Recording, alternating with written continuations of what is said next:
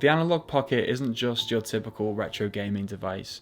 Unlike most nostalgia trips, this futuristic rendition of the Game Boy could actually exceed your childhood memories. Using a kind of hardware emulation called OpenFPGA, it allows you to play your old Game Boy cartridges right up to the Game Boy Advance, straight out of the box. The big question is, with so many retro gaming devices out there, and Analogue Pockets still pretty hard to come by, will your patience be rewarded? Playing the Analogue Pocket feels like stepping back in time.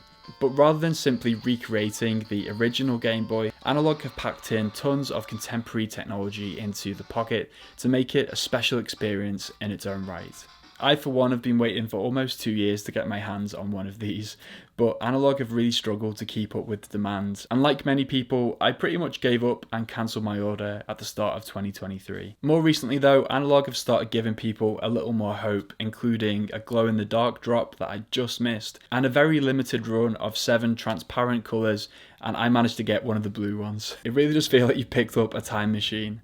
That transparent blue is kind of frosted, and depending on the light you can see different depths to the insides of the device. It's fascinating to peer through the motherboard and see that little Analogue logo welded on. It's a brilliant example of how much care and detail has gone into the creation of this handheld. To house its 3.5-inch display, it's going to have a bigger footprint than something like a Game Boy Color, but that's going to make it much more comfortable for your now adult hands. The D-pad has crisp inputs and is very accurate and clicky, and you're going to get some additional buttons in case you want to emulate some slightly more advanced consoles. The main one being the analog button, which is where you'll find the main menu options for the Pocket, but you can also use it to change the brightness of the display, and you'll be really impressed just how bright and also how dim this display can actually get, meaning you can play it in almost any condition. You really have to see the Pocket next to something like a Game Boy Advance SP to see how much of a difference that screen is really going to make. If you're playing with a cartridge, you'll be able to cycle through different display settings from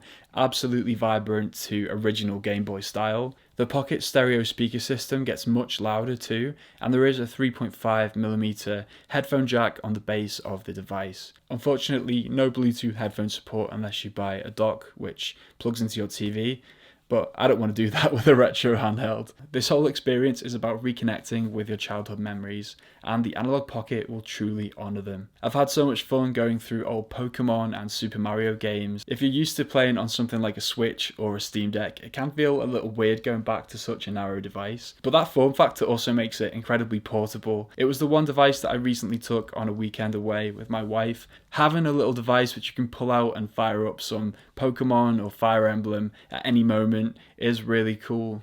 Given you'll get 6 hours battery life and can recharge with a USB-C cable, makes it really handy too. And connectivity is so cool on this machine because you can even use an old Game Boy Link cable to connect it to another device and do things like trade Pokemon or play multiplayer. But let's say you don't have the biggest cartridge collection, you can still use the Analogue Pocket to emulate games all the way up to the Super Nintendo or the Sega Genesis, which I called Mega Drive because I'm from the UK. Of course, these aren't official emulators that would be recommended by Analogue, but it is pretty cool. If you do have some ROMs lying around, you can put them onto that micro SD card and get them running really well on the Pocket. There's a big community for this stuff on Reddit, and if you have been waiting for as long as I have, it's not actually the worst thing in the world because a lot of these emulators have now been developed and are pretty stable. The Super Nintendo and the Genesis emulators don't support save states. Games like Street Fighter 2 that were designed for a television or an arcade system really shine on the Analogue Pocket though. It's such a vibrant gaming experience that can't help bring a smile to your face. The only thing I'm missing is my brother sat next to me, flying behind me as Tails as Sonic motors through Emerald Hill Zone. For me at least, bringing back those memories is half the job, and the Analogue Pocket has been an incredible gaming experience. Your best bet to get your hands on one of these transparent models is probably on eBay at the moment, but if you can find one for a decent price, then I would definitely recommend it. Sure, the Analogue Pocket is more expensive than many other retro gaming emulators out there, but if you pick one of those up, your cartridges are still going to be picking up dust. The Steam Deck though is going to give you access to all of these games and a whole host more, so check out this video next. Thanks for watching, and I'll see you in a bit.